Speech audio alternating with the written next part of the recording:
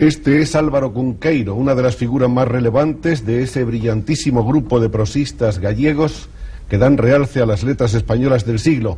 Esa lista que encabeza don Ramón María del Valle Inclán y en la que también figuran Cela, Tenreiro, Torrente Ballester, Castroviejo, Álvaro Ruibal y otros.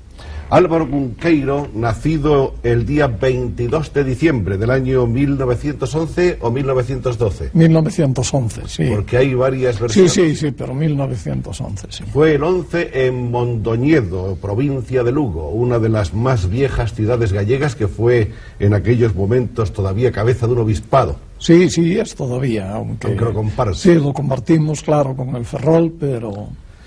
Este don Álvaro Cunqueiro y Mora de Montenegro dicen que escribe de un tirón, ¿es verdad? Bueno, sí, yo creo que todo el mundo escribe más o menos de un tirón. Pero también dicen que don Álvaro se cansa enseguida. No me canso, la prueba está ahí. Por ejemplo, Gonzalo Torrente Ballester ha dicho que la paciencia de escritor de Álvaro Cunqueiro se mide por sentadas y que el libro no concluido de un tirón no será concluido jamás. Bueno, no es verdad. Torrente mismo, que es un gran amigo mío, sabe que no es verdad. Sabe que yo escribo todos los días, que escribo pacientemente y que tengo la convicción de que una de las condiciones del escritor es la paciencia, una larga paciencia. La tenacidad. De modo que el escritor debe sentarse a escribir igual que otro profesional se encara cada día con su menester. Sí, yo no creo en las musas, ni creo en eso que se llama la inspiración. Creo que uno tiene más o menos un cierto poder de vocación, se va cargando de memorias, sabe un escritor, yo por lo menos, para mí, que la verdad no basta, que hay que tener una memoria deformante y sobre ella construye el asunto, el tema y lo desarrolla. ¿Pero la fatiga aparece de vez en cuando? Sí, claro que aparece la fatiga, ¿cómo no? Y los personajes se escapan y uno no sabe en un momento dado qué es lo que está escribiendo ni para quién. ¿Cuál de entre esa galería tan rica, tan abigarrada de personajes a los que ha hecho nacer o renacer, según parece de una manera explícita en algunos casos, Álvaro Cunqueiro, es quizá el que le resulta más grato? ¿Se siente más cerca que de Merlín, por ejemplo, que de Fanto Fantini? De Merlín desde luego. Es decir, en Merlín está toda una galería de personajes, una colección de temas, nacidos todos ellos o arrancados de la tradición fantástica oral de mi país gallego. Galicia es un país de tradición oral, un país ahistórico en que la gente no tiene memoria de la época en que pasaron las cosas. La muralla de Lugo, por ejemplo, dirán, no que la hicieron los romanos, sino los mouros, los moros, y lo mismo la Catedral de Santiago, o lo que sea, todo lo hicieron los moros. Entonces no tiene memoria de en qué época pasaron las cosas, y la tradición oral, pues los temas de ella corresponden a todas las épocas posibles. Son siempre pasado, pero de alguna manera, puesto que predican del hombre, son también tiempo presente, claro.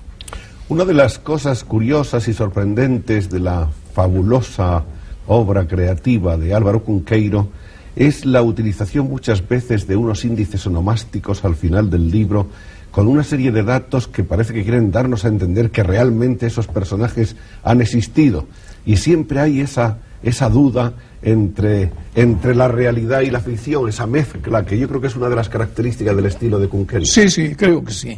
Además es que me parece que siempre en el texto he dejado de decir algo importante respecto a una ciudad o respecto a un personaje, y entonces en el índice onomástico me parece muy bien el aclarar esto, que muchas veces es añadir una característica al personaje. A veces, y en distintos índices onomásticos, he metido a la misma persona, por ejemplo a Ricardo Corazón de León, a Beatriz, a Julieta, porque me parece que en cierto modo no debe haber ningún libro en el mundo escrito por quien sea que no hable de Ricardo Corazón de León, que no cita a Julieta o que no cita a Beatrice. Los grandes mitos. Ya. Álvaro Cunqueiro está por lo tanto encariñado con el mago Merlín y con esa familia llena de personajes curiosos.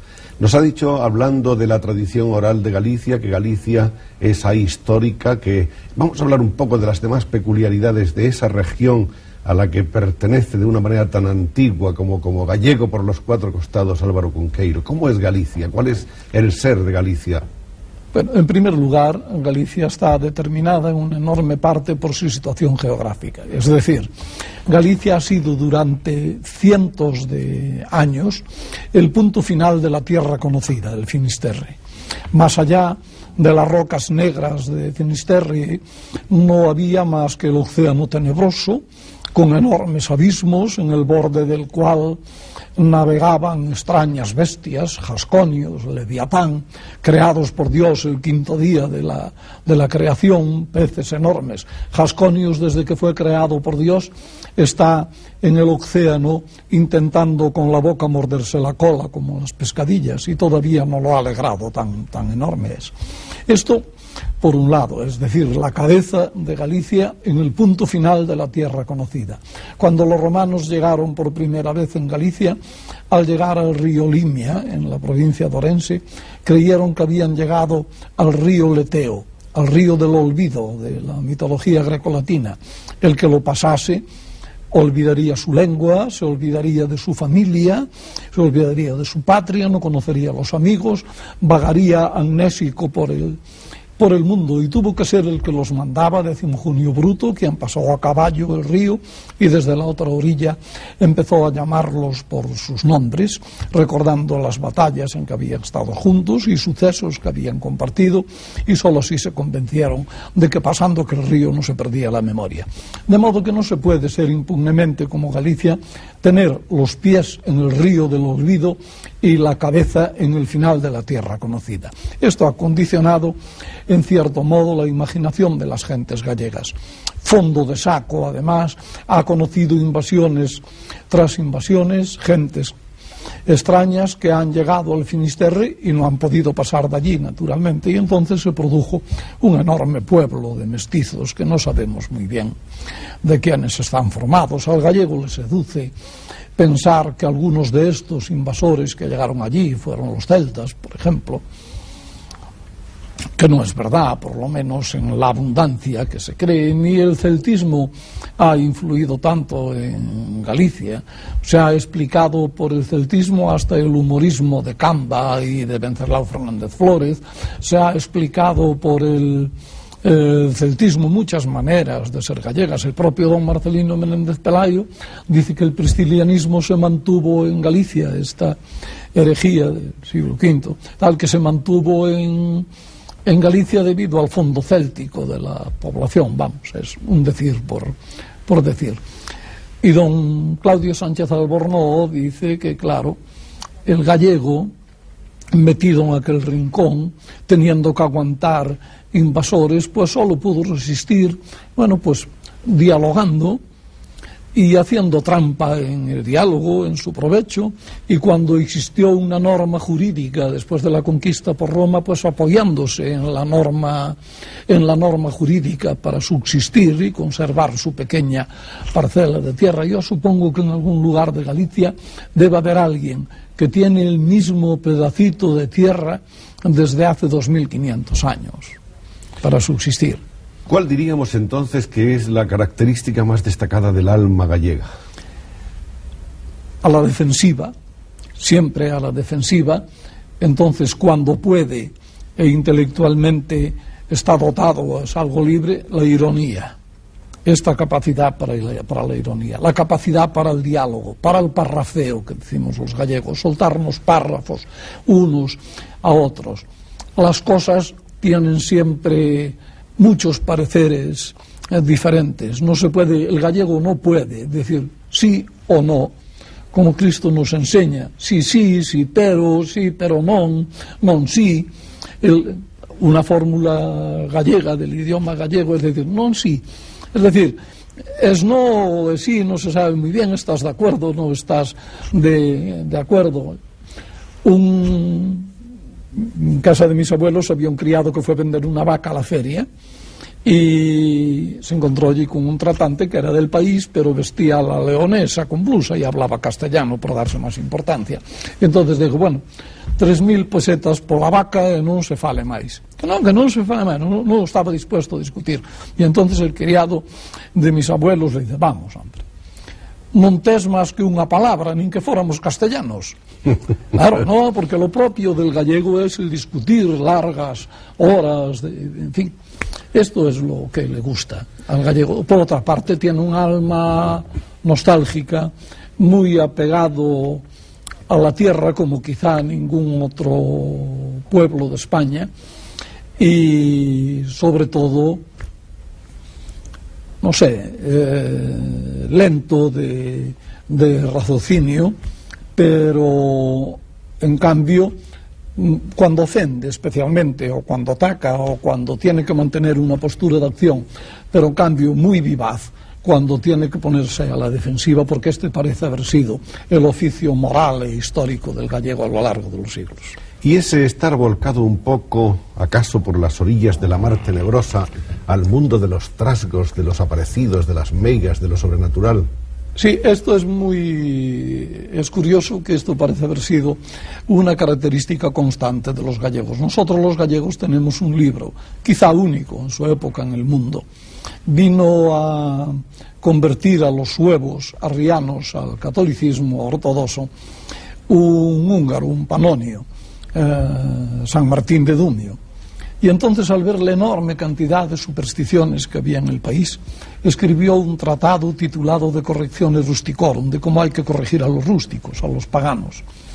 Se llevaría una gran sorpresa si volviera ahora a Galicia, porque todas las supersticiones que él condenaba en el siglo V de una manera o de otra están vivas en este momento en el país. El gallego es un gran creedor, es uno de los pueblos realmente creedores, de modo que hay menos brujas que en Castilla la Vieja, aunque llevemos la fama, y muchas menos que en Navarra. Pero a ver, las haylas. Sí, las hay, y pobre gente, viejas perdidas por las aldeas, con un arsenal escasísimo, pero eso sí, ejerciendo un gran poder moderador. Son necesarias. Si a usted le echan el mal ojo a sus gallinas y dejan de poner huevos, y usted sospecha que fue una vecina llamada Pepita, usted probablemente querría vengarse. Pero si se venga directamente, la venganza podía exceder los límites razonables de la legítima defensa. Entonces usted va a la bruja y le pide que le eche el mal de ojo a la vaca de Pepita, que dejará de dar leche pues durante un mes. Entonces todo esto está compensado y no pasa nada. La bruja ha intervenido quizá en los dos sucesos, pero evita que se tomen venganzas personales. Esto lo mismo ha pasado, por ejemplo, en Polinesia, lo cuenta Malinowski, debido a las misiones católicas y protestantes, la desaparición de los brujos en las tribus ha llevado a que se venguen por sucesos de estos cotidianos, a que se venguen los indígenas. Ya ha aumentado el número de asesinatos y de muertos. Si estuviera el hechicero que compensase, no pasaría nada. Álvaro Cunqueiro es bilingüe, escribió primero en gallego todos sus primeros libros de versos y algunas de sus novelas han sido escritas originalmente en gallego. Posteriormente empezó a escribir ya directamente en castellano, se ha autotraducido también en ocasiones, domina los dos idiomas de una manera maravillosa. Yo creo que realmente no se sabe cómo es posible haber llegado a dominar los dos como si fuera un mismo instrumento. ¿Qué diferencias para el escritor hay entre ambas lenguas? Yo me muevo con más libertad en el gallego. Es decir, una lengua, el gallego, que ha sido hablada durante siglos y no escrita. Primero tuvo una gran tradición literaria, la de los cancioneros medievales, de la Vaticana, Colochi Brancuti, etc. Pero luego ha habido un gran periodo de silencio. El gallego no se ha escrito, salvo que en muy contadas ocasiones. Luego vino en el siglo pasado, vinieron los poetas de lo que nosotros llamamos el Risorgimento a la manera de los italianos, y volvió a escribirse el gallego. Entonces hay nos encontramos más libres, incluso con una capacidad de invención de palabras. con una sintaxis muy variable y muy viva, etc. El castellano, claro, una lengua en cierto modo solemne, pesa con más gravedad sobre el que la escribe. Eso que yo, es decir, mis influencias del idioma castellano primeras fueron las de mi obispo, Fray Antonio de Guevara, las epístolas familiares y tal, uno de los castellanos más sabrosos que se hayan escrito jamás. Es decir, una lengua es buena cuando sabe a pan fresco que se mete en la boca, y esto es el castellano de Guevara, donde yo aprendí. Y claro, uno está un poco, en el castellano está un poco más encorsetado, pesan más las normas. En el gallego anda uno como un vagabundo cantando Cunqueiro ha vivido en Madrid durante 8 o 10 años de una tirada, y sin embargo, en cuanto pudo, se escapó otra vez a su pueblo, a su pueblo natal, y prácticamente desde entonces, fue por el 47, me parece. Sí, desde entonces, aunque con salidas, porque ha viajado por toda Europa y sobre todo por América, dando conferencias y naturalmente dándolas también en nuestra península, desde entonces, sin embargo, le tomó realmente cariño a la vida local en Galicia. Tiene tantos atractivos que eso es capaz de hacerle a uno olvidar todo lo demás. No es que me haga olvidar todo lo demás, pero en primer lugar el paisaje. Es el paisaje que me va muy bien. Es decir, si el paisaje es un rompecabezas, yo soy una pieza que encaja dentro de ese rompecabezas. Me va muy bien la temperatura, me va muy bien la humedad, me va muy bien las nubes, me va muy bien los cielos a través en los cuales puedo ver las estrellas. En fin, me va muy bien. Me van muy bien las nourritures terrestres, me va muy bien la alimentación también de Galicia. En fin, y el paisaje gallego para mí no exige nada. Como sabe, la naturaleza nunca exige nada. Uno está delante de la selva o... No exige nada. El bosque antiguo gallego, bueno, eso no exige nada. Pero de todas formas, yo lo llevo tan adentro que en cualquiera de estos libros míos, por ejemplo, si el viejo Sinbad volviese a las islas, aquel puerto en el Golfo Pérsico que yo describo, pues es un pequeño puerto gallego en una de las pequeñas rías del país indefinido. Grecia de las mocedades de Ulises, pues es un poco las islas gallegas, como yo veía en la boca de la ría de Arosa, la isla de Sálvora, o en la de Pontevedra, la isla de On, o en la de Vigo, las Cíes. En fin, son las islas que yo vi en mi juventud, y ya no puedo ver ninguna isla de otra manera. Yo la primera vez que estuve en una isla fue en la isla mínima que hay en el país, que es la isla de La Toja, una isla salutífera y, por decirlo de alguna manera, urbanizada. Y cuando me dijeron, mira, estás ahora en una isla, mi emoción, pues, en fin, fue tan grande como la de Ulises cuando después de su nostos regresa a Ítaca, claro. Otra de las peculiaridades de la sensibilidad galaica es, sin duda alguna, la nostalgia del terruño, eso que se llama la morriña, la saudade. Sí, la saudade es un sentimiento muy complicado y lo han estudiado muy bien algunos intelectuales gallegos actuales, como por ejemplo Ramón Piñeiro, Domingo García Sabel y los portugueses. Pero yo creo que hay una interpretación de la saudade en los gallegos que se diferencia de la interpretación portuguesa. Y quizá esta diferencia pues corresponda también a que el sentimiento es diferente. La saudade es muy compleja. Se creía que la palabra saudade venía de soledad, de solitud en latín. Luego después se dijo que no, que podía venir saudade de salud, de salus salutis. Y últimamente ha habido quien sostuvo que venía de suavita, suavitate, suavidad. De modo que es un sentimiento muy complejo y quizás esté formado de las tres cosas: soledad, salud y suavidad. Salud en el sentido de una preocupación por el estado físico, cosa muy del gallego, hombre que se inventa enfermedades y curaciones siempre que puede, claro. Hablaba hace unos momentos, Cunqueiro, de lo que le gusta o de lo que se acomoda su persona al puzzle de Galicia, y nos decía que le sienta bien y le va la alimentación gallega.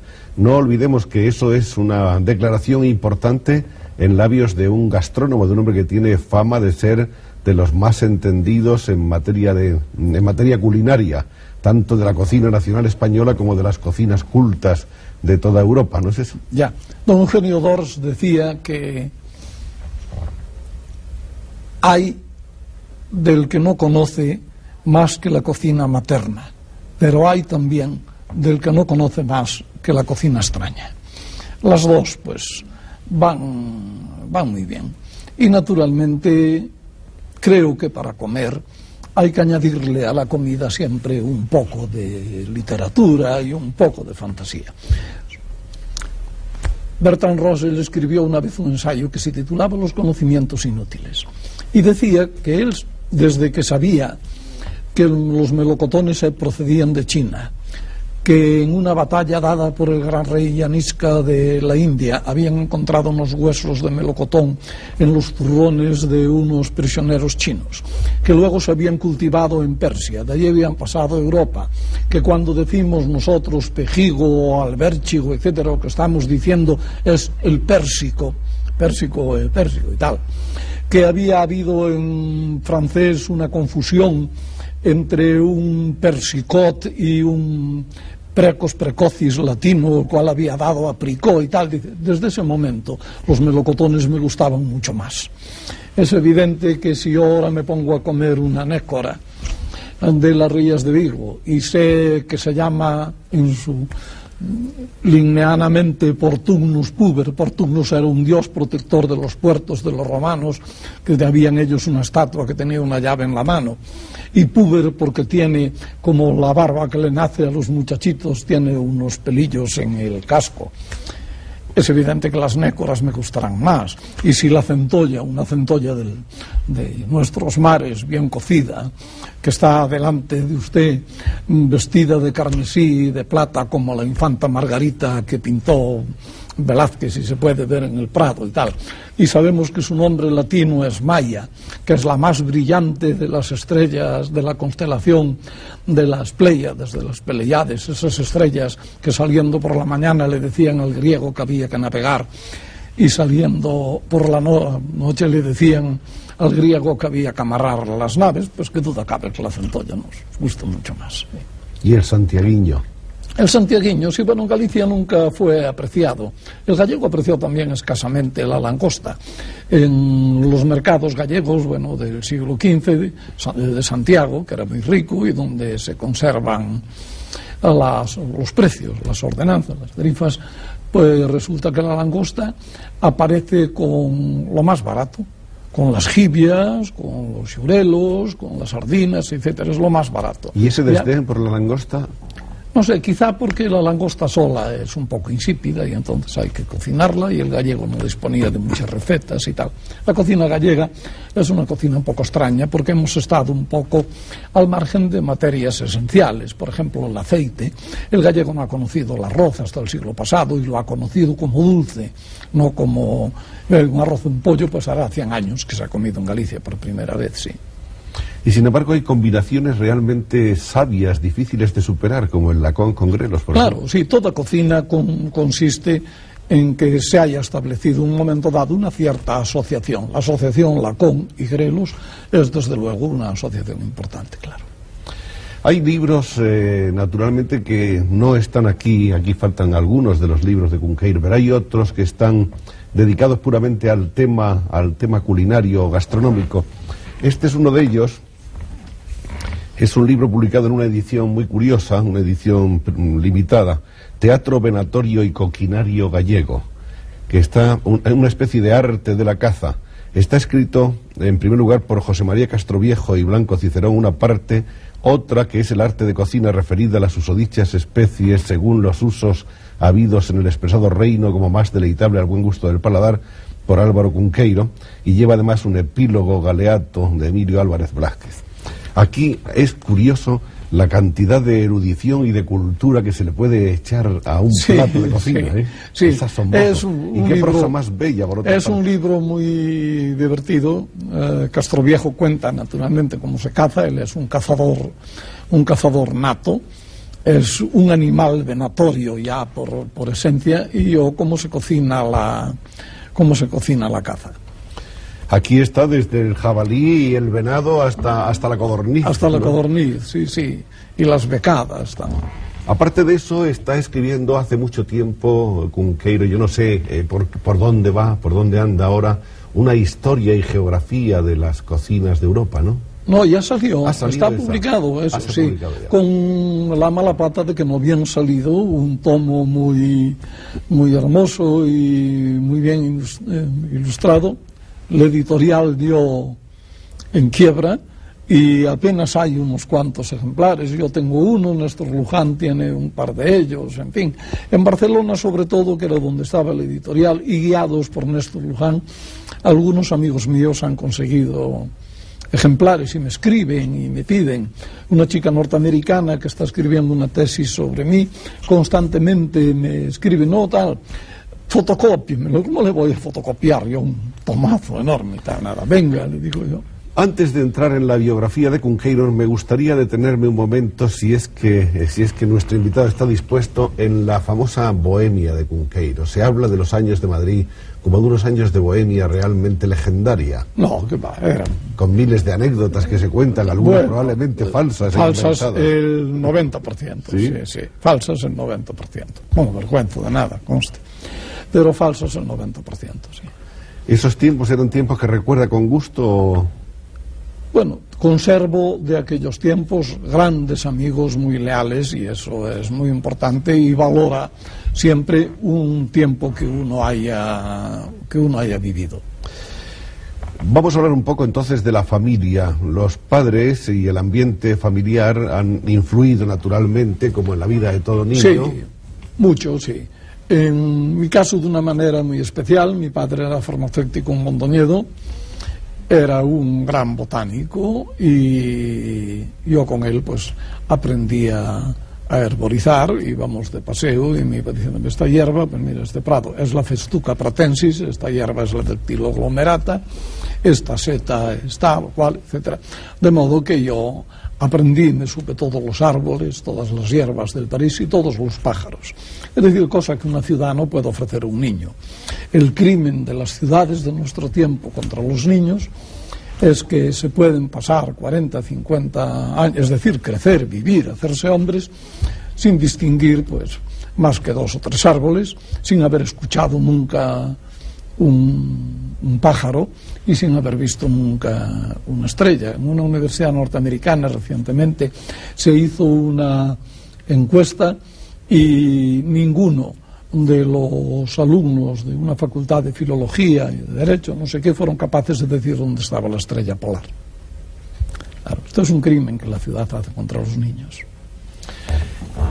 Andando el tiempo, Álvaro dedicaría a su padre este libro, del que hay diversas versiones. Esta es la versión de lujo, Tertulia de Boticas Prodigiosas, sí. cuyo título completo es Tertulia de Boticas Prodigiosas y Escuela de Curanderos. Sí, es que ese final, Escuela de Curanderos, son varios de los curanderos que iban por la farmacia de mi padre y que yo he conocido. Está dedicado a la memoria de mi señor padre boticario en la antigua y episcopal ciudad de Mondoñedo. Y esta edición es bellísima porque son realmente boticas prodigiosas. Boticas prodigiosas, claro. La botica de la Meca, la botica del Sinor, es decir, la botica de Windsor, en fin, todas las boticas extrañas que hay por ahí y que de alguna manera han dejado recuerdo en la memoria de las gentes, en la imaginación de diversos países. La palabra botica, qué noble y qué bella es, sí. En cambio, a su lado, la palabra que hoy se usa tanto de farmacia. Farmacia, sí. Es absolutamente áspera, ¿no? Es distinta. En España creo que se utilizó botica en el siglo XIII ya, o XIV, como farmacia, como oficina de farmacia, sí. ¿Y la madre de Álvaro Cunqueiro?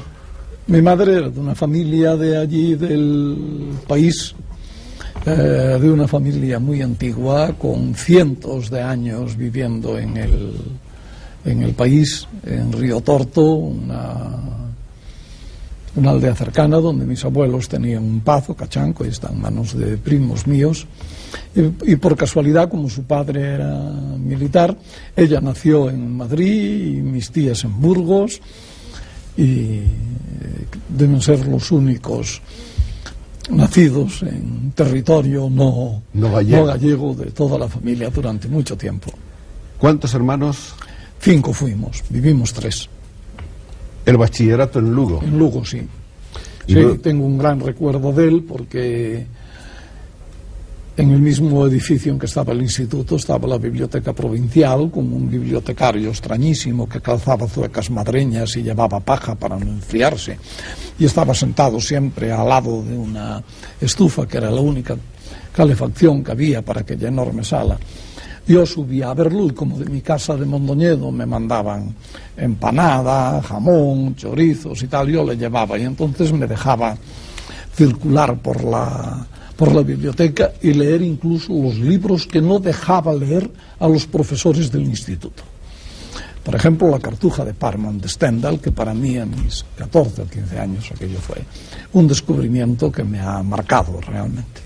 ¿Primeros amigos de esa edad?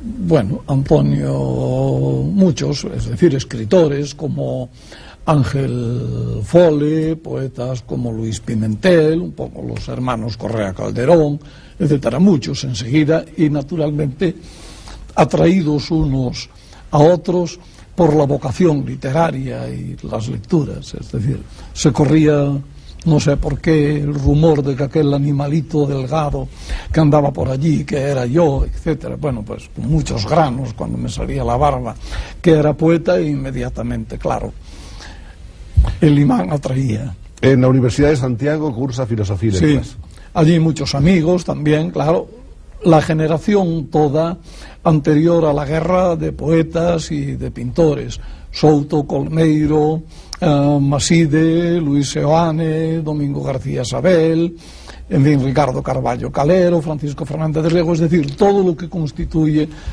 y dichosamente casi todos están vivos y conservamos la misma amistad y familiaridad que en aquellos años y en fin, la misma comunicación de ideas que tuvimos entonces, en fin.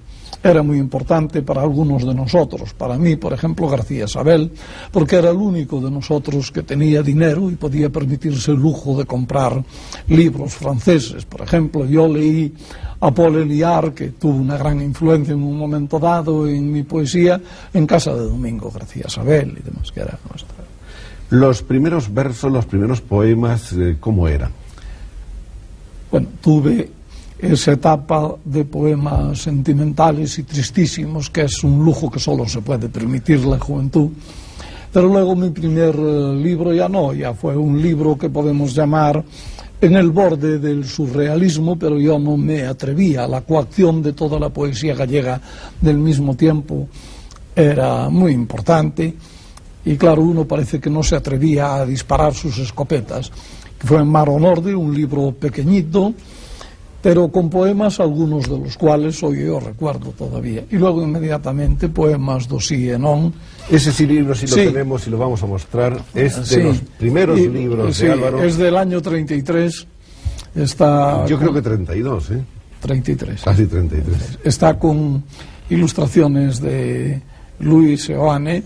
Es una falsa historia de amor, primero él, luego ella, luego los dos, y al final muere ella. Alguna gente se lo tomó en serio y creyó que efectivamente ella había existido y se me había muerto poco menos que acostada en mis versos y en mis palabras, claro. Eran versos surrealistas. Sí, claro, sí, y la influencia de Paul Éluard y de todos otros era muy grande. Hay después otro libro de versos que se llama Cantiga Nova, que se llama Ribeira. Claro, eso fue un libro muy importante. Es curioso, pero la gran tradición literaria gallega de la Edad Media era ignorada por los poetas del Rexurdimento, como si no hubiera existido. Bueno, Lope llegó a decir Galicia nunca fértil en poetas, lo cual no era verdad, porque no solo los cancioneros están llenos de poetas gallegos y portugueses, pero muchos gallegos, sino que además una gran cantidad de poetas de Castilla, como Alfonso Álvarez de Villasandino, que era de Villasandino al lado de Burgos, escribió cientos de poemas en gallego, de modo que había una gran tradición literaria. Era ignorada, de modo que mi generación y, bueno, los mayores de ella, puedo llamarle de mi generación a Filgueira Valverde y a Buzabrey, que me llevan 10 años, por ejemplo, pero fuimos los primeros que la conocimos. Para mí fue un enorme descubrimiento, y entonces escribí ese libro Cantiga Nova, que se llama Ribeira, en el cual, con los metros y las formas de la poesía medieval, yo hice poesía contemporánea, poesía actual. Tuvo una gran resonancia en Galicia y una gran influencia para mal, porque todos los poetas gallegos de ese momento se lanzaron a escribir como los trovadores medievales. No sé quién dijo que de nuestros imitadores eran nuestros defectos, y la verdad es así, claro. Ese libro se publicó en 1934 y además obtuvo el premio Gil Vicente. Sí. A partir de ese momento está ya metido en una especie de entusiasmo por la vocación literaria en todos sus frentes. Empieza también sus primeros ejercicios periodísticos, colabora desde muy joven en El Pueblo Gallego. Sí. Y luego hay otro tomo de versos que se llama Dona do Corpo Delgado. No sé a qué año corresponde. Sí, debe corresponder al 46, me parece. Sí, es un libro pequeño. Yo desde entonces no he publicado ningún libro de poemas, y ahora tengo una selección de los poemas escritos a lo largo de todos estos años, que me da mucho que seleccionar, porque yo he continuado escribiendo poesía cotidianamente. Hubo un libro de versos en castellano. Sí, Elegías y Canciones. Eso es. Sí. ¿Ese fue anterior a Dona do Corpo Delgado? Sí, ese es del año 41, sí, era una colección que dirigía en Barcelona Félix Ros con Luis Santamarina, y fue Luis, por influencia de Luis, por lo que yo reuní esos poemas y los publiqué. Nos encontramos con los años de la guerra, en los cuales Álvaro estuvo escribiendo en La Voz de España de San Sebastián. Es que estuve como redactor en La Voz de España de San Sebastián, al mismo tiempo que estaba allí en San Sebastián como su director de Vértice, con Manuel Alcón, que era el director. Son unos días muy felices para mí, aquellos de... Terminada la guerra, sigue en el periodismo activo, continúa en Vértice, creo que era secretario de redacción. No, era su director. Su director. Sí. Y luego las demás revistas que aparecen por aquel entonces, Escorial, Fantasía... Bueno, sí, colaboré en todas ellas, en Fantasía, sí. La primera prosa de creación de que se tiene noticia, si así nos lo parece al menos, es la que aparece precisamente en Vértice, Historia del Caballero Rafael. Sí, Historia del Caballero Rafael, sí, una novela nunca terminada y siempre imaginada. Luego hay trozos del Caballero Rafael en todos estos libros míos, hay algún trozo que está robado al pobre caballero Rafael, que se queda desnudo, tan desnudo como su caballo, a la puerta de una ciudad que no existe. Siempre expoliado en esa novela bizantina e incompleta. En el año 47, después de estos años de Madrid, había escrito también una obra de teatro, me parece, o dos. En el 40, Rogelia en Finisterre. Rogelia en Finisterre, no, era un boceto de una obra de teatro. Una acción dramática en 7 años. Sí. Regresa en el 47 a su pueblo natal y durante 10 años está Cunqueiro como encerrado en sí mismo. Dicen que solo leyendo y escribiendo. Ese retiro, ¿por qué fue? Bueno, yo estaba cansado moralmente, fatigado moralmente, y necesitaba pues una larga cura de soledad y de silencio que me vino muy bien. Hay esas curas de las que sale otro que tiene nostalgia del otro, pero en fin, ha salido nuevo. Es la época en que escribí el Merlín. El Merlín, que apareció primero en gallego. Sí, apareció primero en gallego, sí. Merlín e familia. Merlín e familia. Yo tenía como han tenido los de mi generación, la preocupación de la prosa en lengua gallega. Y esta es la versión en castellano. Versión en castellano, sí. he tenido la preocupación de la prosa gallega, como hemos tenido todos, porque en Galicia había una abundancia lírica que nos sumergía. En cambio, todo el mundo escribía poemas en gallego, pero pocos escribían prosa. Ha sido la generación Nós, Risco, Otero Pedrayo, Castelao, y luego ha sido la mía, Fole, Carballo Calero, etcétera, lo que podemos decir que hemos creado la prosa gallega y le hemos dado a la prosa gallega todas las posibilidades que tiene hoy. La prosa de Cunqueiro en El Caballero era, sin embargo, mucho más barroca de lo que ha sido después, sí, que ha ido despojándose un poco. Sí, este barroquismo parece que sea inevitable a cierto tipo de escritores como yo, por ejemplo, como el cubano Carpentier. Parece que un cierto barroquismo le sea necesario a las figuraciones, a las imaginaciones, a las evocaciones, a las invenciones. Luego pasa uno a escribir más llano. Hay una cosa curiosa en el caso de Cunqueiro, que es que ha sido un escritor que ha merecido un trato alternativo y oscilante por parte de lo que llamamos la crítica, porque al principio hubo una especie de reconocimiento masivo de las calidades de la prosa y de la capacidad de fabulación de Cunqueiro. Después hubo un momento en que prácticamente se le dio como por terminado, como un novelista anacrónico, en una época en que se llevaba la novela social. La novela social, claro. Y sin embargo después, con la explosión del boom de la narrativa latinoamericana, en que la imaginación vuelve a ser tenida en cuenta, la crítica vuelve otra vez a rendirse ante Álvaro Cunqueiro.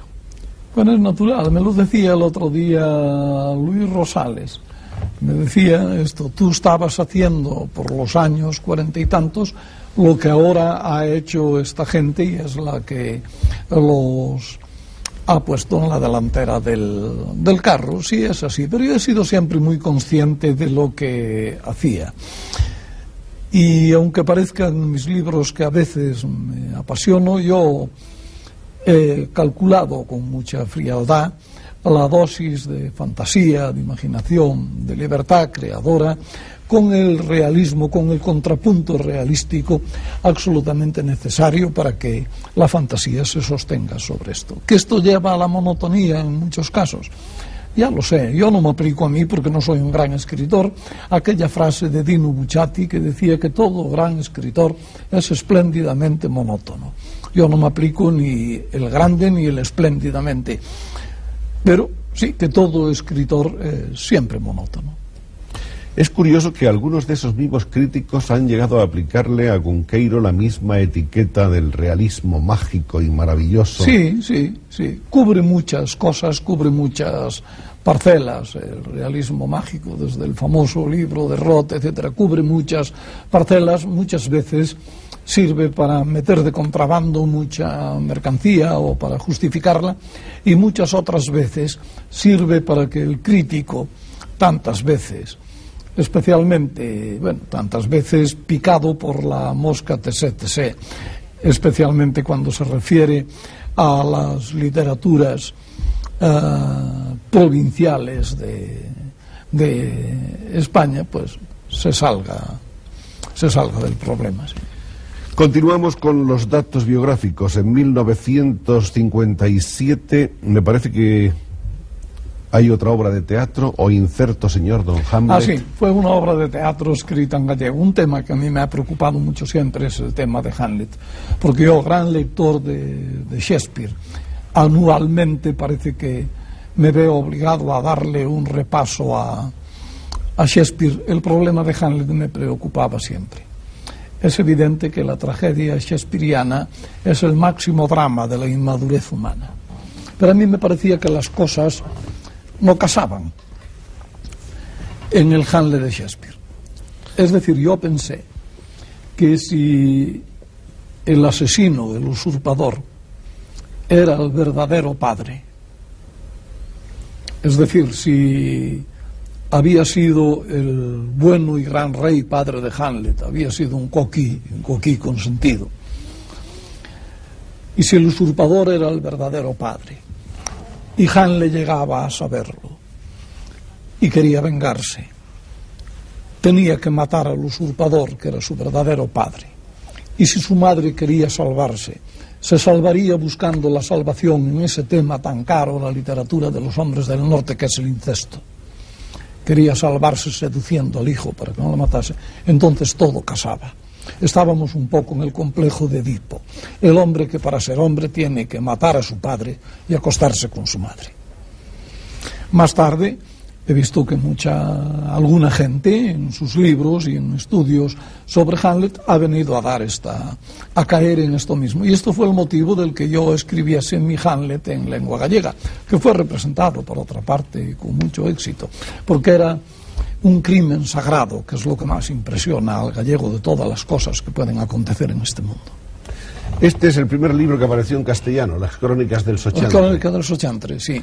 Llamado La Crónica, entonces, en la primera edición, ¿no? Sí, no, fue siempre Las Crónicas del Sochantre. Sí. Año 59, y tuvo ese año el Premio Nacional de la Crítica, sí.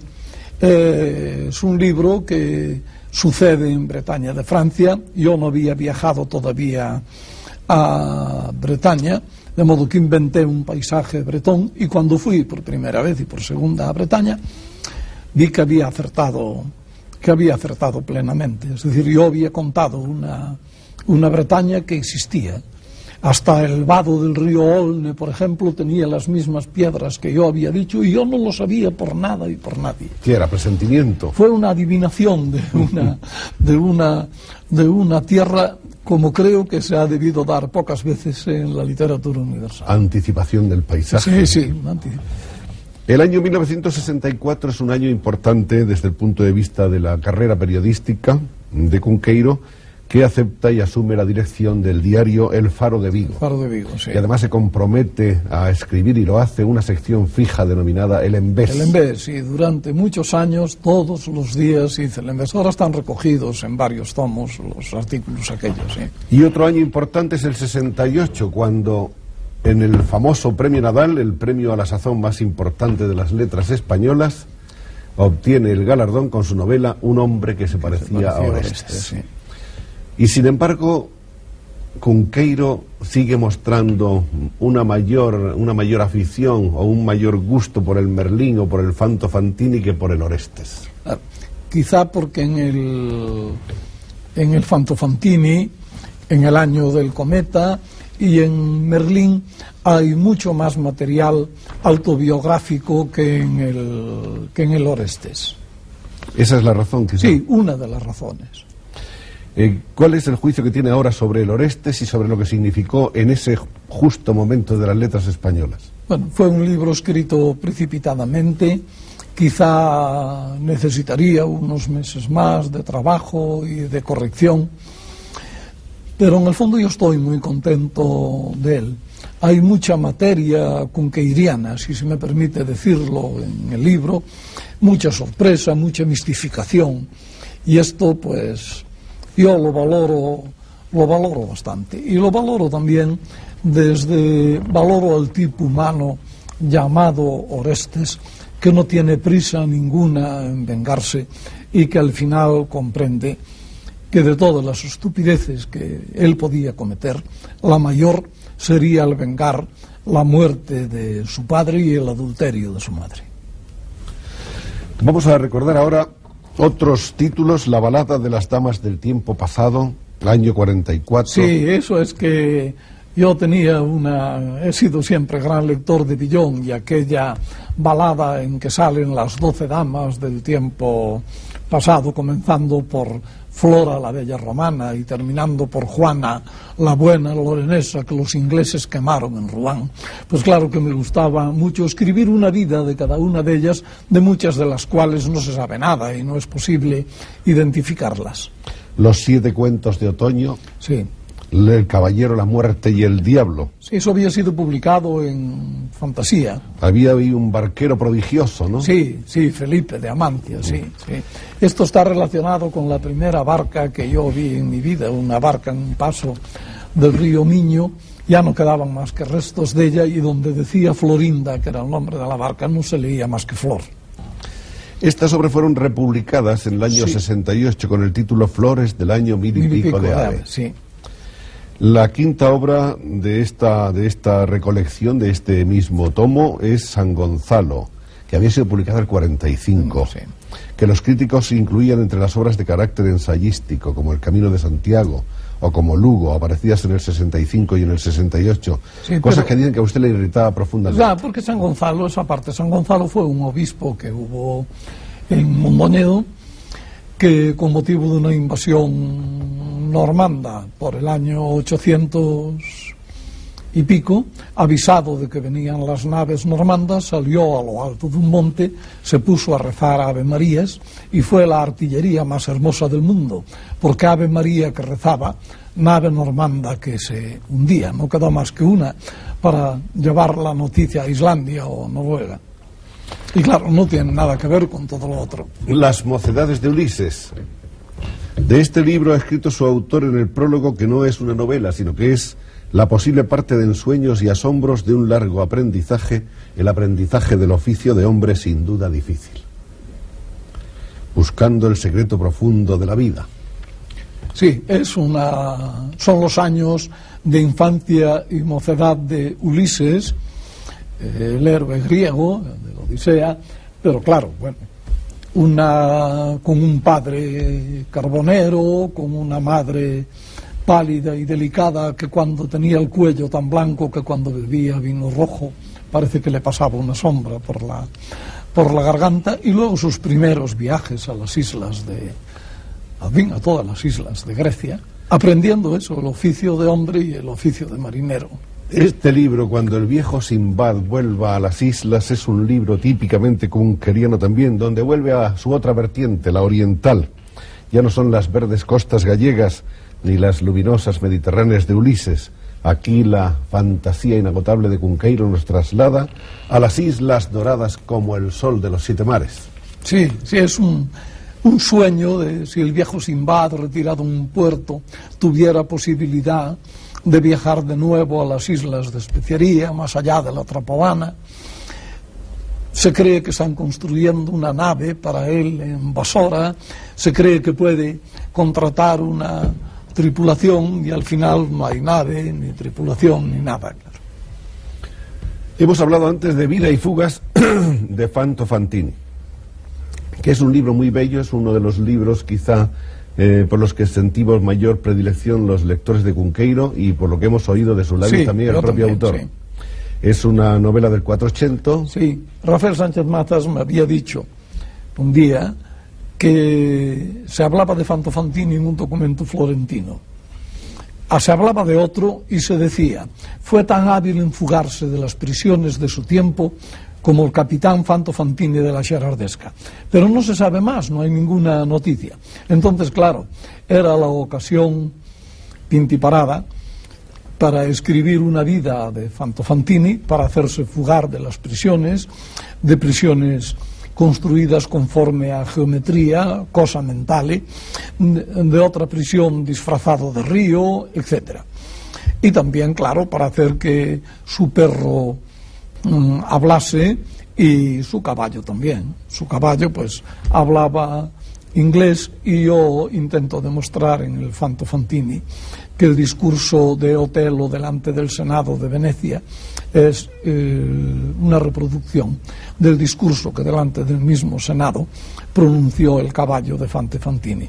Si se intercalan palabras inglesas entre los relinchos con una cierta técnica y una cierta pausa, se ve que es lo mismo, claro. La curiosa historia de este condottiero arranca cuando un rayo lo... Sí, lo arranca del vientre de su madre. Exactamente. Sí, y ya lo corona de laurel entonces, sí. Fanto Fantini de la Gerardesca. El año del cometa, con la batalla de los 4 reyes. Sí, ese es un libro anterior en cierto modo a Fanti Fantini y a otros, pero yo lo iba dejando, escribía y lo dejaba, lo escribía y lo dejaba, y por fin me pareció que había que terminar, claro. De la otra gente. Sí, este libro salió primeramente en gallego con el título de Xente de aquí e da colá. Son unos 40 retratos de gente gallega, la más de ella alunada y mágica, creedora en prodigios, depositaria ella misma de poderes mágicos, y creo que sin duda ninguna el conjunto da un retrato muy veraz de un cierto tipo de gallego, de ese gallego creedor y mágico del que he hablado tantas veces. La imaginación riquísima y la no menos rica prosa de Cunqueiro ha merecido el estudio de numerosos estudiantes de todo el mundo, y hay infinidad de tesis, algunas de las cuales hemos traído aquí para mostrarles, acerca de diversos aspectos de su obra.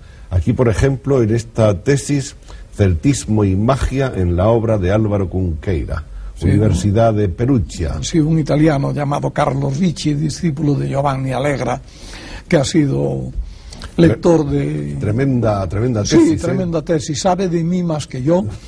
Y claro, bueno, la tesis tiene un error importante de punto de partida, que es eso, lo que antes hablábamos del celtismo gallego. Y esta es otra. Sobre las mocedades de Ulises, de una chica inglesa de la Universidad de Leeds, Linda Sambach. Muy bien hecha, en fin, realmente ¿Cómo importante. se ve Álvaro Cunqueiro a través de estas disecciones, de estos estudios exhaustivos? Sí, pues se reencuentra. Por ejemplo, en la tesis de Carlo Ricci, esto, Magia, imaginación en el celtismo, la obra de Álvaro Cunqueiro, pues me cuesta mucho trabajo encontrarme, porque evidentemente yo no encuentro para nada mi celtismo.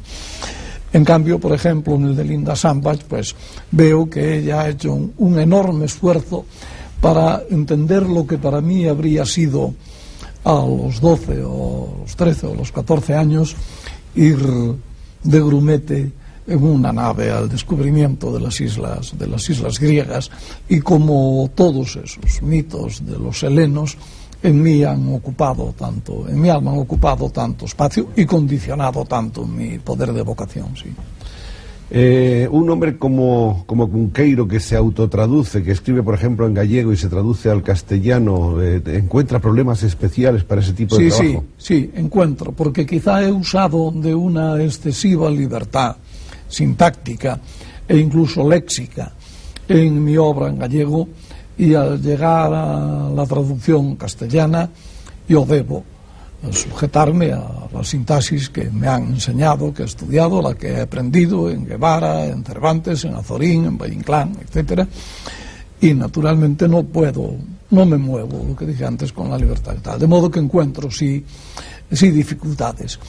Y sobre todo hay muchos capítulos míos que terminan con una frase determinada que parece ser la solución al problema planteado en el capítulo, la explicación de la situación. Esto me viene quizá de la lectura de los libros de los hombres del norte, de la Edda, de Snorri Sturluson y todo eso, en que la gente al morir le quedaba siempre tiempo para decir una cosa importante. Por ejemplo, asaltan una casa de un tal Malar de Malarendi, uno va a entrar por la ventana y en ese momento sale una lanza que lo atraviesa, cae al suelo y le preguntan, ¿está Malar en su casa? Le preguntan sus compañeros. Si está Malar o no, no lo sé, pero están sus lanzas. Pues eso, quedaba siempre tiempo para que dijeran algo. Entonces, al final, muchos capítulos míos hay una frase que es esto. Y claro, la traducción de esta frase al castellano, muchas veces habiendo utilizado el diminutivo gallego y tal, pues no es lo mismo. Es decir, el oído se resiste a aceptar la versión castellana, y muchas veces he tenido que modificar el final del capítulo y modificar la frase, etcétera. ¿Es más fácil traducir a otro? Por ejemplo, ¿usted ha traducido a Olderlin o es...? Sí, me es mucho fácil traducir a otro. Por ejemplo, en una página de letras en gallego que sale todas las semanas, todos los domingos, en Faro de Vigo, en casi todas ellas yo traduzco un poeta inglés o francés o italiano y tal, y esto me es realmente muy me es realmente muy fácil, sí. Para completar este retrato o este boceto de retrato de Álvaro Cunqueiro, vamos a decir que tiene ¿cuántos hijos?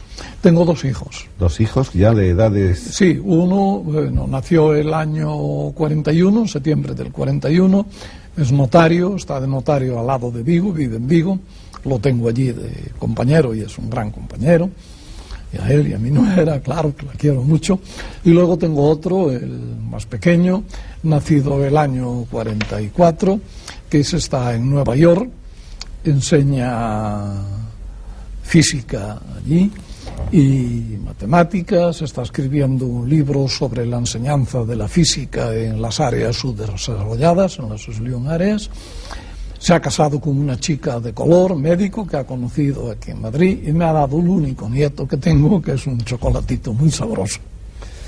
Otro aspecto curioso de la vida de Álvaro Cunqueiro es su ya proverbial y casi permanente actuación como jurado del concurso del Albariño, del vino Albariño. Lo he dejado, me gustaba mucho ir, en primer lugar porque en Cambados nació mi padre y porque me gusta el vino Albariño, que es el vino blanco más importante de nuestro país, y también un poco porque esto que decía antes de los conocimientos inútiles. Las cepas del vino Albariño las trajeron del Mosela, los monjes del Cister, y de un vino, saber este largo viaje, que vino desde los viñedos de Mosela, de los cistercienses, a los viñedos de la tierra del Salnés, tan amada por don Ramón del Valle-Inclán, etcétera, que el vino le gustó también a don Ramón, etcétera, y que uno se pone a juzgar esto, pues uno se pone a juzgar casi una materia sacra, claro. Y por eso iba siempre, éramos además un grupo muy cordial de amigos, con Castroviejo, con Manolo Fraga Iribarne, que fue jurado varias veces y mucho antes de ser ministro, bueno, y personaje político, y lo pasábamos muy bien. Era un día muy hermoso, yo tenía siempre que pronunciar una especie de arenga militar al terminar casi militar, al terminar el almuerzo, en fin, muy bien, una gran fiesta, una de las fiestas más hermosas que había en el país gallego. En los vinos de Galicia, ¿qué peculiaridades tienen? Bueno, los vinos de Galicia, de los vinos tradicionales hoy no podemos juzgar, porque ha habido un cambio enorme de cepas, ha habido la filosera, se han cambiado las cepas, han desaparecido vinos antiguos, por ejemplo, las mejores cepas y más graduadas, y claro, el vino del Ribeiro que se bebe hoy no tiene nada que ver con el vino del Ribeiro tradicional, con el vino que bebía el rey Alfonso el Sabio, ni los vinos del sur de Galicia tienen nada que ver con los que bebía Tiberio, el emperador romano, que estuvo de joven en Galicia hace ahora 2000 años, en el final de las guerras cántabras, y bebía tanto vino gallego que los soldados, él se llamaba Claudio Tiberio Nerón, y los soldados le llamaban Calidus Viverius Nero, es decir, bebedor de caldos puros, por decirlo de alguna manera. Todas estas cepas viejas han desaparecido, los vinos son vinos desgraduados, un poco ácidos, parece que le van bien al gallego porque son unos vinos que obligan al gallego a ser locuaz, lo cual esto es importante. Buenos compañeros, se puede beber mucho y a veces tropiezas con un vino blanco o tinto en Galicia que es como si un buen amigo te diese unas palmadas en el hombro. En fin. Y la última noticia, ¿qué hace ahora Álvaro Cunqueiro? He terminado una novela larga, la más larga de todos los libros que he escrito, que se titula Ceniza en la manga de un viejo, que saldrá para la primavera, supongo. Ceniza en la manga de un viejo es todo lo que queda de la vida cuando la vida va a terminar. Es la autobiografía de quien escribe el libro, no la mía, de quien escribe el libro, que no sabe distinguir casi entre lo vivido y lo imaginado. Luego estoy haciendo dos cosas en gallego, aparte del libro de poemas, vamos a hacer la selección para el libro de poemas. Una de ellas que me gustaría hacer, terminar pronto, que son pequeñas historias tomadas de textos gallegos medievales en los que aparece un judío o una judía. Textos publicados, por ejemplo, por Ferro Couselo. Hay un banquero judío que se llama don Abraham de León, que le presta dinero a una abadesa que tiene por nombre doña Cebollino. Hay una especie de, una nómina de pagadores de impuestos, de un impuesto determinado en Orense, y aparece un judío del cual se dice, y ahí son señas que no hay manera de equivocarse, el judío rubio y capado. De modo que, en fin, me gustaría hacer historias de todos estos. Las juderías gallegas tuvieron una gran importancia en la Edad Media, y el judío se quedó en el país, poco judío salió cuando la expulsión en la época de los reyes católicos y tal. Y uno sueña a veces si en estos judíos gallegos de Salónica, tan pobres y tan humildes, gente de pena, que decía el profesor Moyo, dedicados a acarrear leña y agua y tal, si quedará alguna nostalgia de Galicia, de estas villas en las que él vivió, Monforte y Ribadavia, al lado de los ríos, tierra del vino, en la que debió vivir muy bien y muy tranquilo durante muchos años. Entonces yo pienso que a estos judíos se les podía decir un poco que también en Galicia nos queda una cierta nostalgia de aquellas gentes, de aquellas mujeres de nombres insospechados, doña Niebla, doña Sol, doña Sorprendida, que debía ser muy hermosa, claro. Y de esta conversación apasionante con Álvaro Cunqueiro salimos como con la impresión de haber estado realmente inmersos en el paisaje y en el alma de Galicia durante una hora tan grata, a través de la vida, de la obra, de la capacidad, del estilo, de la fantasía creadora de Álvaro Cunqueiro, del que esperamos todos esos libros prometidos y otros muchos más. Muchas gracias. Muchas gracias.